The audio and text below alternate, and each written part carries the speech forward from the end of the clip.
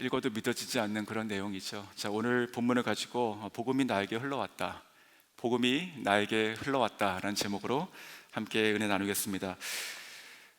심판에 대한 메시지가 쭉 나오고 있는데 오늘 본문 이 자체는 그냥 다 복음이다 생각이 듭니다. 애굽을 향한 심판의 메시지가 이제 16절에 이렇게 돼 있었습니다. 그 만군의 여호와께서 그들 위에 손을 흔드시는 것과 같다. 자, 이 표현은 지난주 토요일 날 있었던 그 내용 전체와 같다 생각이 듭니다. 토요일의 본문을 보시면 정말 총체적인 멸망이 있었지 않았습니까? 총체적인, 그러니까 안에서부터 바깥으로, 사람으로부터 자연 환경으로 다 망했습니다. 그냥 그 나라 자체가 해체가 되는 것 같지 않았었습니까? 정말로 오늘 이 16절에 있는 말씀처럼 여호와의 손이 그들 위에 얹혀서 그냥 이렇게 흔들어 버리시니까 남아나는 것이 없는 것이죠. 근데 17절에 가시면 또 이렇게 말씀하십니다. 유다의 땅이 애굽의 두려움이 된다.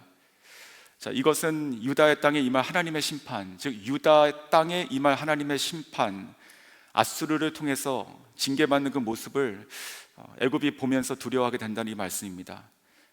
남유다는 아수르의 위협으로부터 벗어나기 위해서 이 애굽의 도움을 의지했었습니다. 그리고 애굽은 유다를 도와서 또 아수르와 싸웠지요. 그러나 하나님의 심판이 아수르를 통해서 이 남유다가 망하는 것을 보게 됐을 때 그것은 바로 애굽에도 두려움이 된다는 것입니다. 그 아수르의 위협이 자기에게도 밀려오게 되는 것을 보기 때문에 그렇습니다. 자, 17절까지는 지난 본문과 비슷한 내용으로 저희가 볼 수 있습니다. 애굽에 대한 심판이고, 그리고 또 이제 그 모습이 어떤지를 보고 있는데, 이제 18절부터는 전혀 다른 이야기들이 시작이 됩니다. 그 애굽을 향한 완전한 다른 메시지가 선포되는데, 이것은 심판이 아니라 은혜의 메시지입니다. 그리고 회복의 메시지고 또 영광의 메시지가 되고 있습니다. 정말 믿어지지가 않을 정도의 어떤 그 블레싱한 메시지, 우리가 어느 지역에 단기 선교 가가지고 마음껏 축복하는 그런 정도의 메시지가 지금 나오고 있습니다.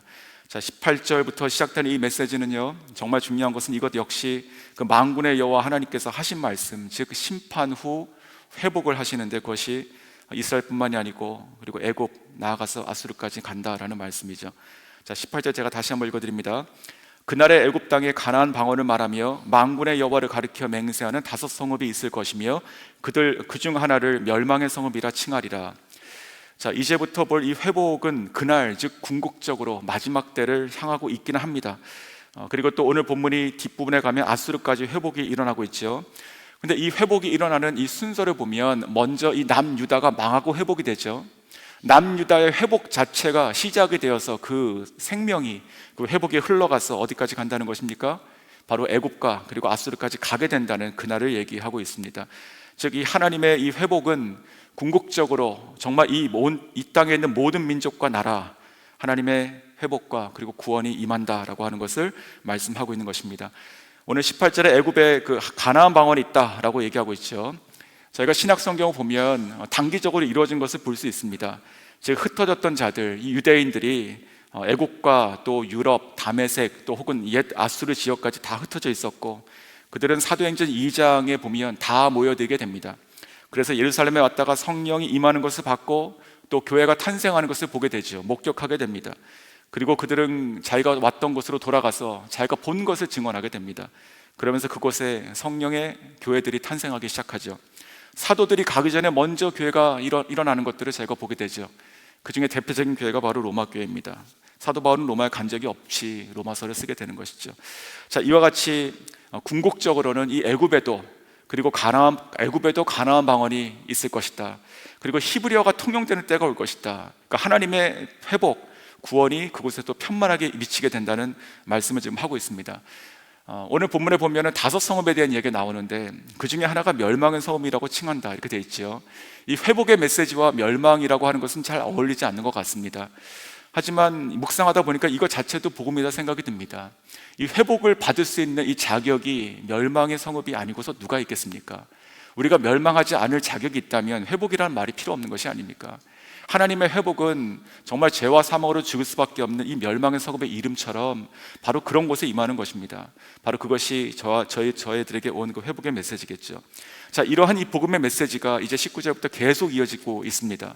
정신을 못 차릴 것 같습니다. 진짜 19절에 보시면 그날에 애굽 땅 중앙에는 여호와를 위하여 제단이 있겠고 그 변경에는 여호와를 위하여 기둥이 있을 것이다. 자, 19절도 마찬가지입니다. 이 애굽이란 말을 이스라엘로 바꿔서 읽어도 너무나 자연스럽지 않습니까?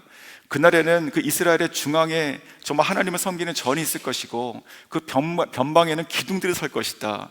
정말 영광스러운 모습입니다. 근데 그것이 이스라엘뿐만이 아니고 지금 애굽도 그렇게 하시겠다는 선포입니다. 원래 애굽이란 나라는요, 하나님을 모르는 나라입니다. 헛된 우상을 섬기는 나라이죠. 그리고 거짓 예배를 드렸던 나라입니다. 하나님을 거역하고 하나님 백성들을 압제하고 죽였던 나라들입니다.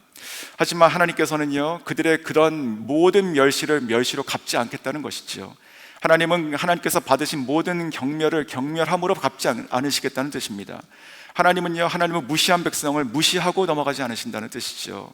이것이 바로 복음입니다. 우리가 믿고 섬기는 이 하나님은 정말로 세계 만물의 하나님이십니다. 하나님은 정말로 모든 민족과 열방 그리고 나라와 백성에게 찬양과 영광을 받으시기에 합당하신 분이시죠. 아멘. 자, 그렇게 될 것이고 이것이 하나님의 뜻이시고 하나님의 선포이십니다. 그래서 이 복음이 계속 흘러가서 이제 20절에 또 이렇게 말씀하십니다. 20절에는요, 중간에 이렇게 되어 있죠.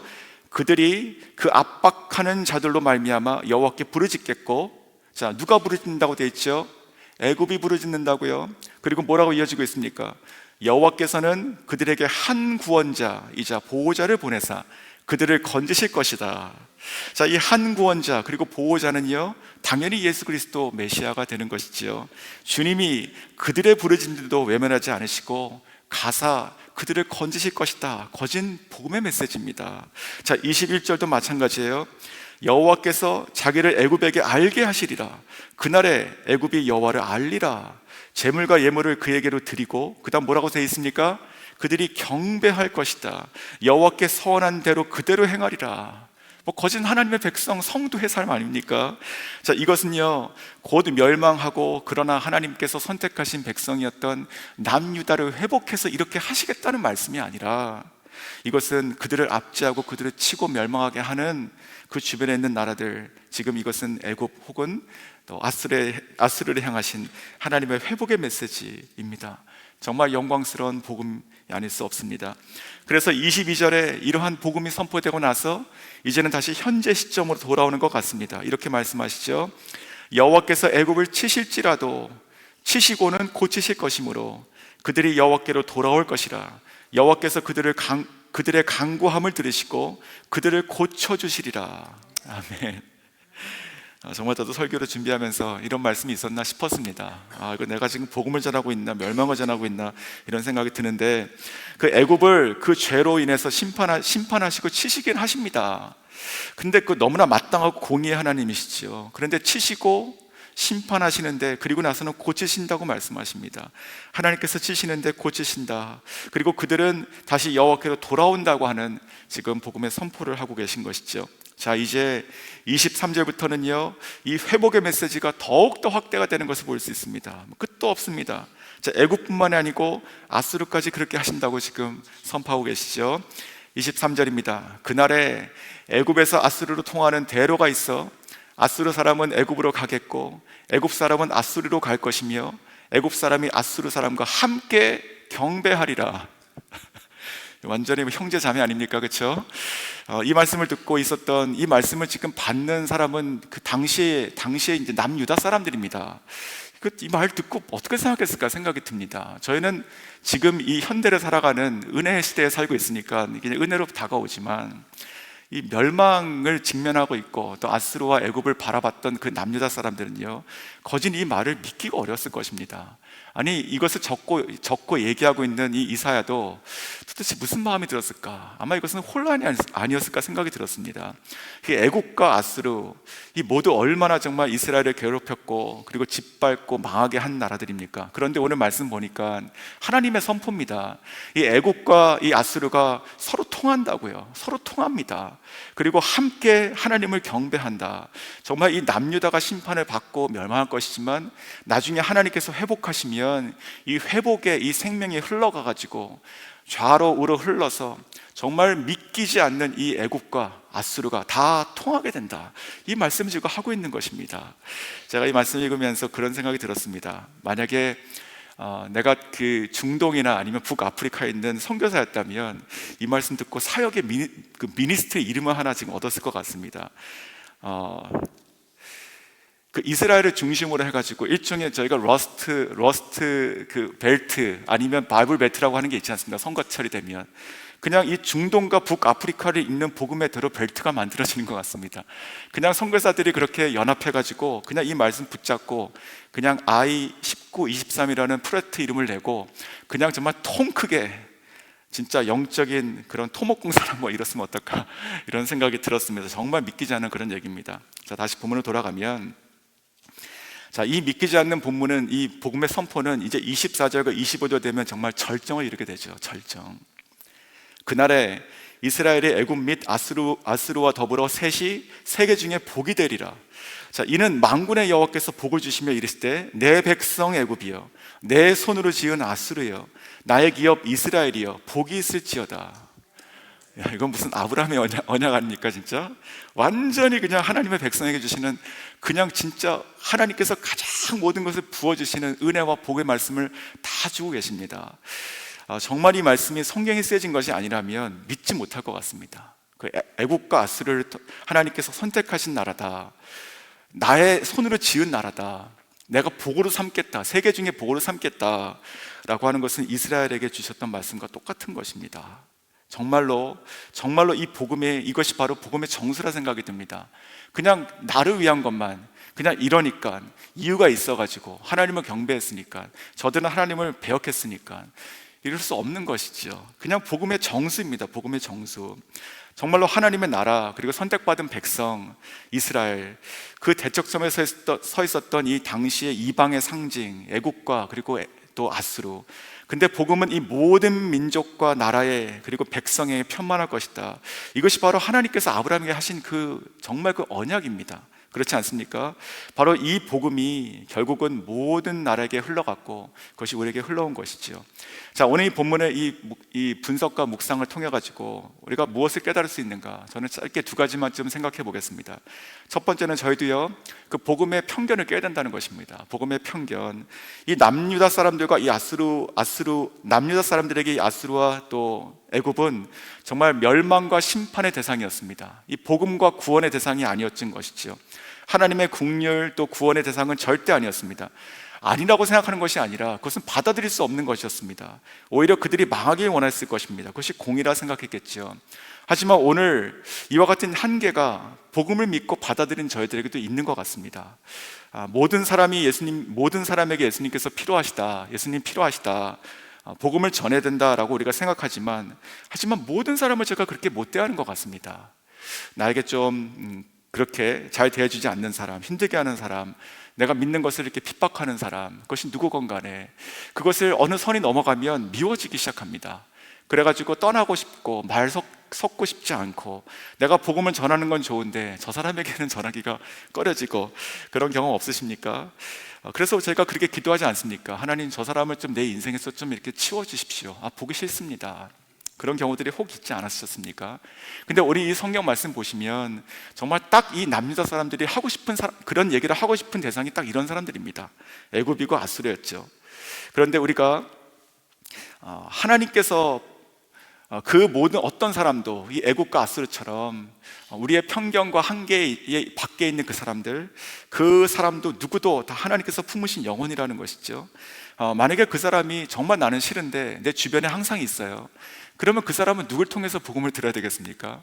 누굴 통해서 하나님의 자녀가 될 수 있는 가능성이 있겠습니까? 그것은 내가 아니겠습니까? 나를 통하지 않으면 딴 나라에 있는 지구 반대편에 있는 누군가 기도해가지고 예수 믿겠습니까? 그거는 정말 기적이고 그런 일은 없습니다. 하나님께서는 저희들 통해가지고 그런 사람을 복음을 전하고 그 사람도 이 애국과 아스르처럼 하나님의 자녀가 되기를 원하시는 것이죠. 근데 이것은 정말 어려운 것입니다. 성경을 보시면 어렵다는 것을 이렇게 항상 얘기하시죠. 그 베드로가 부정한 것이 담겨있는 광주리 환상을 봅니다. 기도하는 가운데.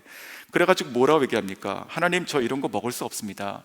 내가 이것을 먹지도 않았습니다. 난 날 지키겠습니다. 나 이들과 섞이지 않겠습니다. 이런 뜻이죠. 그랬는데 성령께서 이끌어서 누구에게 데려갑니까? 바로 그가 봤던 그 부정한 광줄에 담겨 있었던 그 음식과 동물 같은 그런 부정한 이방인 고넬료의 집에 데려가게 되죠. 거기서 복음이 선포되고 그리고 온 성령이 모든 집을 구원하는 것을 보게 됩니다. 자, 사도 바울도 마찬가지입니다. 우리가 사도 바울의 인생을 보면 참 은혜스럽습니다. 하나님을 배격하고 또 교회를 무너뜨리고 하나님 믿는 사람들을, 예수 믿는 사람을 잡으러 그런 다메섹으로 갔습니다. 정말 그 눈이 아버지 그냥 빨갰을 것 같아요. 그냥 그 다메섹으로 가던 그가 예수님 만나가지고 꼬꾸라지죠. 눈이 멀죠. 주님 음성 듣죠. 정말 그 짧은 그 며칠간 정말 그 인생의 충격을 받았을 것 같습니다. 도저히 이해할 수 없는 충격이죠. 이게 뭔가. 자, 그리고 그가 예수님을 믿게 됩니다. 크리스찬이 됩니다. 그랬더니 그것을 못 믿는 사람들이 생겨나죠. 누굽니까? 예수 믿는 사람들, 예수님의 제자들, 사도들이 못 믿게 됩니다. 경계하게 됩니다. 이게 지금 가짜로 그런 척하고 와가지고 우리를 치료하는구나, 이렇게 생각했을 것입니다.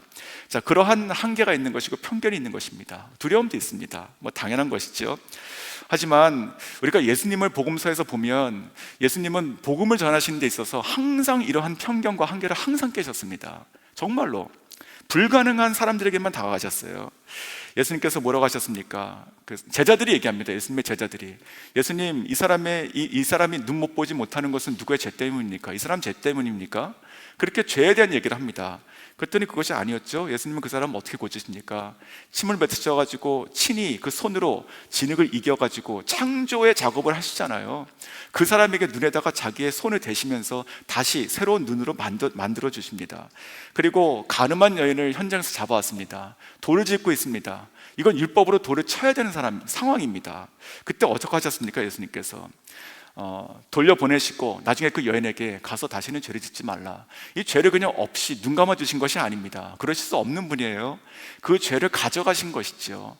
죄를 가져가셨으니까 돌려보낼 수 있는 것이 아니겠습니까? 그 가져가신 죄, 이 사람 저 사람에게 가져가신 그 죄 모든 것을 짊어지시고 십자가에 가셔서 십자가에 자기 자신을 못 박아 죽으셨습니다. 그리고 뿐만입니까? 사람들이 수군거렸습니다. 이 사람이 죄인과 함께 있다. 정말 싫다 라고 했습니다. 근데 예수님께서는 기어코 누구 집에 거하셨습니까? 삭개오의 집에 거하셨습니다. 내가 오늘 여기에 거해야 되겠다. 그래가지고 사람들은 얼마나 그것이 싫었습니까? 근데 그 집에 어떤 일이 일어났습니까? 정말 밤새도록 은혜와 기쁨이 충만하지 않았습니까? 내가 가지고 있는 거 다 일단 반뛰고, 그리고 내가 혹시라도 내가 모르고 내가 뭐 잘못한 게 있으면 내가 내 배를 갚고 자기 그냥 파산나는 겁니다. 그렇죠? 그러니까 이러한 어떠한 그 복음의 기쁨들이 흘러가게 됩니다. 하나님께서, 예수님께서 보여주신 이 복음이 전파되는 곳들은 하나같이 율법의 기준으로 보면 도저히 할 수 없는 것들이죠. 그러니까 그러한 현장마다 정말 자유함이 있고 구원함이 있고 생명이 있고 기쁨이 있고 얼마나 좋습니까? 그러니까 오늘 이 말씀 자체를 우리가 받아들이기 어려운데 이런 말씀이 있으니까 저희에게 예수님께서 그렇게 복음을 전하신 것이 아니겠습니까? 자, 두 번째 우리가 깨달아야 되는 것은 무엇이냐면 이 복음이 저 사람 이야기가 아니라 나에게 왔다는 뜻입니다. 무슨 말이냐면 결론적으로 말씀드려서 오늘 이 본문에 있는 나는 남유다가 아니라 나는 애굽이고 아수르라는 뜻이죠. 이 복음이 나에게 온 것이에요. 만약에 오늘 이 말씀처럼 이 말씀을 바꿔서 한번 이렇게 구성해 보겠습니다. 남유다야, 너는 내 것이고 내 백성이고 내 나라야. 그러니까 죄로 인해 가지고 너희를 어쩔 수 없이 징계는 하지만 내가 다시 고칠 것이고 너희는 나에게 돌아올 것이고 할 것이야. 하지만 얘들은 아니야. 이 아수르와 이 애굽은 그냥 내가 잠깐 징계 막대기를 쓴 것이고 내가 버리면 끝이야. 신경 쓰지 마 라고 했다면 저와 여러분 가운데 구원받을 사람 누가 있습니까? 사실 그렇지 않습니까? 이 애굽을 구하시고 아수르를 구하시는 이 충격적인 메시지가 있기 때문에 결국 그 복음이 우리에게도 온 것입니다. 죄와 허물로 죽을 수밖에 없는 저희들이 누가 무슨 자격과 공로로 정말 누가 하나님 앞에 나는 구원받을 수 있습니다 라고 할 수 있는 사람이 누가 있겠습니까? 그래서 이 말씀을 보며 이것이 정말 복음이고 진짜 이 충격적인 메시지 때문에 내가 살았구나 이런 생각이 들었습니다. 예수님께서 이렇게 말씀하셨습니다. 나는 죄인을 부르러 왔다. 나는 약한 자, 아픈 자를 내가 낫게 하기 위해 왔다라고 말씀하십니다. 예수님께서 말씀하시죠. 누구든지 나를 믿는 자는 영생 얻으리라. 누구든지, 그러니까 이렇게 스크린 하지 않으세요. 누구든지요. 이 말을 듣는 모든 대상들은 다 하나같이 죄인들인 것이지요. 예수님께서 이 말씀이 얼마나 이게 충격적인 것이면 반복해서 말씀하지 않으십니까? 그냥 나를 좀 믿어달라. 나를 믿어라. 내 말을 믿어라. 내 말을 못 믿겠으면 내가 행하는 이 성경이 응하는 것을 보고라도 믿어라. 그냥 믿고 그냥 오라는 것이죠. 누구든지 모든 사람의 죄를 다 짊어지시고 그 위에 자신을 못 박아 돌아가신 그분은요, 그분의 사랑과 그 보혈과 그 은혜와 구원은 정말로 죽을 수밖에 없는 저와 여러분에게 온 것입니다. 그래서 이 복음은, 오늘의 이 복음은요, 그저 그냥 마지막 때가 되면 세계 열방 가운데 모든 나라와 민족이 다 하나님을 경배하는 그런 때가 올 것이야 라고 하는 그냥 먼 미래 얘기가 아니라 바로 이 복음 때문에, 이 말씀 때문에 내가 살았구나, 이것을 제가 깨달아야 될 것입니다. 사랑하는 성도 여러분, 그러므로 오늘 이 말씀 통해서 정말로 우리가 다시 이 복음을 감사했으면 좋겠습니다. 정말 충격적인 이 하나님의 구원의 계획이 있기 때문에 저 여러분이 구원받은 것이지요. 이 복음을 저희가 전해야 됩니다. 한계와 그리고 또 편견들을 깨시고, 혹 우리 마음 가운데 있는 어렵고 불편한 분들이 있습니까? 그 사람이 나를 통한 복음을 기다리고 있는 하나님께서 맡겨주신 영혼일 수가 있는 것이지요. 이러한 복음의 이야기들만, 정말 말도 안 되는, 진짜 우리가 하나님의 복음 가운데 살고 그 복음의 이야기들이 우리 가운데 계속 펼쳐지는 저 여러분과 우리 교회의 삶이 될 수 있으면 좋겠습니다. 제가 오늘 마지막으로 한 간증을 좀 나누고 말씀 나누겠는데, 이 간증은 솔직히 저보다 훨씬 잘하실 분이 있는데 제가 좀 대언하는 마음으로 좀 해보겠습니다. 저에게 중국부의 이야기입니다. 중국부에 있는 한 성도님의 이야기입니다. 아마 환영하시는 분들은 좀 아실 것입니다. 어떤 중국 어린아이가 있는데 한 12살쯤 됐습니다. 그 아이가 한 달 반 정도 전부터 그 할아버지와 함께 교회로 오는 그런 아이가 있습니다. 되게 평범하게 보이시죠? 그냥 손자가 할아버지와 함께 교회로 오고 있고, 그 할아버지 여기 앉아가지고 우리 목사님 말씀 통역으로 듣고 가시고 이렇게 하시는데, 이 평범한 이야기 가운데 정말 놀라운 하나님의 기적 같은 그런 복음의 이야기가 저희 가운데 있습니다. 딴 나라 얘기가 아니라 저희 공동체 이야기죠. 자, 이 아이의 이름은 누워뚜어입니다. 맞습니까? 네, 누워뚜어인데 그 아이의 이름, 그 이름의 뜻이 많다 이런 뜻이라고 합니다. 많을 다자 두 개인 것 같습니다. 근데 이 두어두어라고 하는 이 아이는요, 그 엄마가 있는데 그 엄마의 이름은 레앙레앙이라고 합니다. 이 성도는 저는 본 적이 없습니다. 아마 보신 분들이 계실 것입니다. 이 레앙레앙 성도는 원래 미국 교회 다녔던, 그 전에 저희 교회 오기 전에도 크리스찬이었습니다. 그런데 어떤 다른 지인의 저희 교회 다녔던 중국부 성도의 그 인도함을 받고 저희 교회로 오게 됐습니다. 성광교회 철치라고 하던데, 네, 성광교회 가면 정말 복음에 살아있는 메시지가 있고 정말로 가라 해가지고 왔다는 것이죠. 자, 그런데 이분은요, 이 레앙레앙 이 자매님은 저에게 왔는데 이 난소암 또 자궁암의 그런 환자였습니다. 그것이 점점 온몸에 퍼지고 있었고 저희 교회로 오기 시작했습니다. 그래서 한 2년 정도 정말 말씀과 기도와 정말 행복한 신앙생활을 하셨고, 또 중국부 안에서 많은 사랑도 받으시고 또 기도하시고, 또 목사님도 항상 이렇게 안수기도 해주셨던 분이신데 2년 후에 하나님 예수님 품으로 돌아가셨습니다. 자, 그런데 이제 그 이야기를 좀 해보겠습니다. 그 레앙레앙 그 집안은 완전히 불교 신자 집안입니다. 그의 남편 또 시부모님 완전히 골수 불교 신자. 그래서 이 레앙레앙 자매만 혼자 예수님을 믿었습니다. 특별히 남편과 이 시아버지는 정말로 이 레앙레앙 자매를 핍박했습니다. 대놓고 핍박했어요. 이런 식으로 얘기했다고 합니다. 너가 암에 걸린 것도 너가 예수 믿었기 때문에 그런 것이야. 네가 예수 믿고 그렇게 사니까 암에 걸린 것이고 차라리 죽는 게 낫겠다. 정말 그랬을까 싶은데 정말 그랬다고 합니다. 그래서 그 당시 이제 중국부 성도들과 또 우리 김옥곤 선사님이 같이 그 집을 많이 방문했다고 합니다. 그 초창기에. 근데 그때 그 가족들이 만나주지도 않았고요, 면박했고요, 또 때때로 나와가지고 소리 지르고 또 때때로 이제 중국말로 욕을 했다고 합니다. 가라고요. 그런데 그렇게 한 번 방문하고 돌아오는 저희들도 힘든 것이지만 그 집에 살아가는 그 자매는 얼마나 힘들었겠습니까? 근데 이 자매는요, 그렇지만 믿음을 포기하지 않았습니다. 그리고 그러한 자매를 보면서 이 중국부 성도들은요, 더욱더 기도하고 더욱더 하나님께서 정말로 병을 낫게 해주시고 또 이 자매를 통해 가지고 그 집이 구원받기를 원한다, 정말 그렇게 간절하게 기도했었습니다.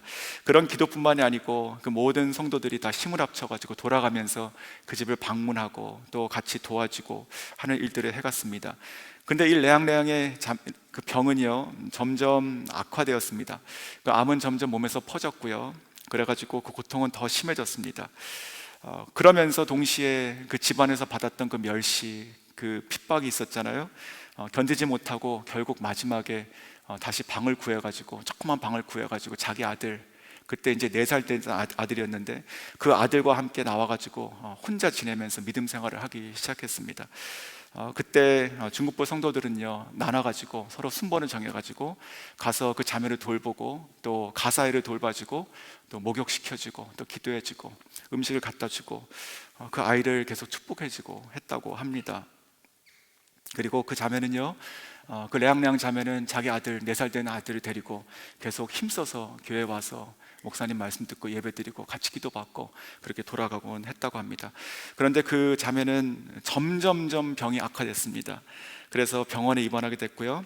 그리고 그곳에서 마지막으로 그 자기 아들의 5번째 생일 그 케이크를 준비해서 그 소수의 성도들과 함께 그 병실에서 축하해주고, 그리고 곧 주님의 품에 안기게 되었습니다. 장례식이 있었는데요, 그 장례식에 그 시부모님들 오지도 않으셨다고 합니다. 예수 믿고 죽었으니 싸다는 것이죠. 왜냐하면 이 레앙레앙 자매가 장례식을 기독교식으로 하기를 원했기 때문에 그런 것이죠. 그 가정에서 철저하게 버림받았고, 그리고 정말 간절한 기도에도 끝내 이 세상을 떴습니다. 그리고 이제 막 5살이 됐던 아무것도 모르는 이 아이가 남게 된 것이죠. 그렇게 시간이 지났고요, 중국부 안에서도 이제 그 자매와 어떤 연결점이 없게 된 것이 아닙니까? 그 온 가족이 다 그렇게 돼 있었으니까 점점점 잊혀져 갔고 그렇게 끝난 줄 알았습니다. 그것이 7년 전 이야기입니다. 그리고 7년이 지나서 기적이 일어난 것입니다. 한 달 반쯤 전, 이제 7월 말에 어느 날 주일 아침에 한 꼬마 아이가, 한 유스 시작되는 그 아이가 할아버지 한 명을 손에 잡고 교회로 올라오게 된 것이죠. 그 아이가 뚜어뚜어였습니다. 근데 그 5살 됐던 아이가 지금 7년이 돼가지고 지금 중학생이 된 것이에요. 그래서 처음에는 전사님도 그렇고 우리 중국부 성도들도 그렇고 그 아이가 그 아이인지 알아보지 못했습니다. 갑자기 커왔으니까. 근데 나중에 그 아이인 줄을 알고요, 너 이름이 뭐냐? 누구 알고 나서 중국부 성도들이 다 나와가지고 그렇게 울면서 맞았다고 합니다. 너 어떻게 여기 왔느냐? 너가 어떻게 왔느냐? 그러면서 그때 그 아이가 이렇게 대답했다고 합니다. 내 옛날의 기억에 있을 때 엄마가 다녔던 교회에 내가 오고 싶었다. 엄마가 다녔던 그 교회에 내가 오고 싶었습니다. 성령께서 부르신 것이죠. 그래서 그가 할아버지를 모시고 온 거예요. 할아버지를. 그 할아버지가 바로 그렇게 핍박했던 장본인이시죠. 차라리 죽어라. 그리고 장례식도 오지 않았던 그 할아버지, 그 할아버지를 모시고 온 것이었습니다. 그래서 첫날 왔을 때는요, 둘이 같이 저기 앉아가지고 예배 드리고 통역 듣고 갔습니다. 그 다음날 다시 왔습니다. 그 다음 주에. 그래서 그 다음 주부터 이 뚜어뚜어는 유스 예배 드리고 있습니다 지금. 그리고 할아버지는 계속 지금 한 번도 안 빠지고 한 달 반 동안 오고 있는 것이죠. 그리고 지난 토요일 날 중국부 피크닉이 있었습니다. 그 피크닉에 누가 왔을까요? 이 뚜어뚜어가 할아버지 손을 잡고 왔습니다. 그리고 뚜어뚜어가 자기의 고모를 데려왔어요. 또다시 자기 아버지를 핍박했던 그 아버지의 형제 고모를 데리고 왔습니다. 그리고 그날 저희는요, 정말 행복한 시간을 가졌는데, 특별히 그 가운데 제가 복음을 전하고 예수님께 초청하는 시간이 있었습니다. 그때 복음을 그대로 전했습니다. 믿지 않으면 지옥 가고 믿어야 천국 가고, 믿는 게 무엇인지, 예수님 누구신지를 얘기했습니다. 그때 그리고 나서 초청했습니다. 아마 우리 전사님도 그렇고 중국부에서 많이 기도했습니다. 그 시간을 위해서. 그때 많은 사람들이 같이 왔던 가족들, 특별히 믿지 않던 남편들이 있었는데 손을 많이 들었습니다. 근데 그 중에 한 명이 누구였냐면 이 뚜어뚜어가 손을 들었어요. 이 뚜어뚜어가 손을 드는데 제척을 봤는데, 손을 드는데 이 팔이 아팠는지 자기 할아버지 어깨에다 이렇게 탁 대고 손을 들고 있더래요. 이렇게. 그러니까 뭔가 이 할아버지에게 사인을 주는 건지 모르겠는데, 근데 그리고 나서 나중에 전사님에게 들으니까 그때 왔던 그 고모 있잖아요, 그 고모가 예수님을 믿겠다고 손을 들었다고 합니다. 그래서 바로 즉석 양육에 들어가셨죠. 이건 얼마나 이것이 너무나 감사하고 귀한 것인지. 그래서 내일 꼭 교회 오시라고 했죠. 그래서 어저께 주일에 그 뚜어뚜어는 자기 할아버지하고 고모와 같이 교회에 와서 예배를 드렸습니다. 그 할아버지 얼굴을 보니까 저 진짜 얼굴을 알 것 같아요. 할아버지 얼굴 보니까 할아버지는 아직 예수님을 믿지 않은 것 같아요. 근데 처음에 왔을 때는 뭔가 이렇게 좀 경계하는, 그분이 중국에서 원래 의사였다고 합니다. 얼마나 기독교가 싫었겠습니까? 자기가 얼마나 최고였겠습니까? 근데 요즘에 오실 때는요, 말은 안 통하지만 이렇게 인사하면 이렇게 이렇게 꼬박 인사하시면서 웃으시고 이렇게 들어오십니다. 사랑하는 성도 여러분, 이것이 바로 복음이 아니겠습니까? 복음은 이렇게 기적적인 것입니다. 정말 놀라운 것입니다. 끝인 것 같지만 그게 끝이 아니고 시작이 되는 것이에요. 저는 이 메시지가 그렇다 생각이 듭니다. 끝을 보시는데 이 끝이 아니고 시작이잖아요. 이 복음이 저에게 온 것이고, 저희가 이 복음 가운데 사는 것이고, 이 복음을 전하고 하나님을 정말 마음껏 예배하고 이 복음을 마음껏 흘려 살아가는 저희가 얼마나 복됐습니까? 다시 한번 오늘 이 아침에 내가 이 복음으로 살았다는 것을 감사하시고, 우리가 이 복음의 공동체라는 것을 감사하시고, 이 복음이 나에게, 우리 공동체, 우리 교회 가운데 지금으로부터 영원토록 편만하고 흘러갈 수 있기를 정말 주의 이름으로 축원합니다.